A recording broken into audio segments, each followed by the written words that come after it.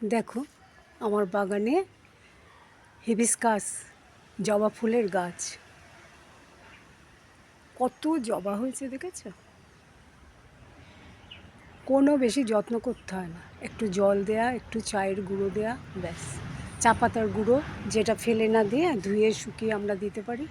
দেখো কত গাছ, কত ফুল, গাছ ভর্তি ফুল হয়েছে। এই জন্য আজকে আমি এটা না করে পারলাম না, খুব সুন্দর লাগছে।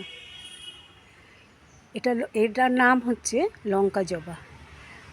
এই ফুলের উপকারিতা আগেও তোমাদের অনেক বলেছি।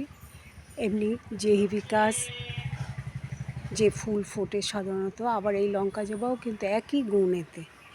এটায় যেমন রয়েছে চুলের স্বাস্থ্য, তেমনি ত্বকের বার্ধক্য কমায়, প্রেশার কমায়, লিভার, কোলেস্টেরল, এগুলো সব ভালো থাকে।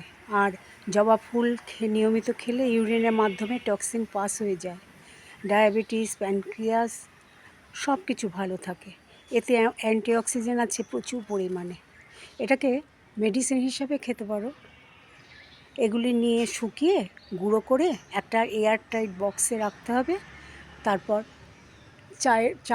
চা করে, যেমন আমরা চা করি, জল ফুটিয়ে তাতে একটা গুঁড়ো, 1 চামচ গুঁড়ো দিয়ে ছেঁকে নিলেই চা তৈরি। এর কোনো সাইড এফেক্টও নেই। এটা অনেক দিন ধরে খাওয়া যায়। তবে হ্যাঁ, যাদের লো প্রেশার তারা খাবেন না, আর যারা গর্ভবতী তারা খাবেন না ডাক্তারের কাছে না জিজ্ঞেস করে। তাছাড়া এর উপকারিতা আমি বলে শেষ করতে পারবো না। দেখেছ কত সুন্দর? আমিও নিয়মিত এটাকে ব্যবহার করে থাকি।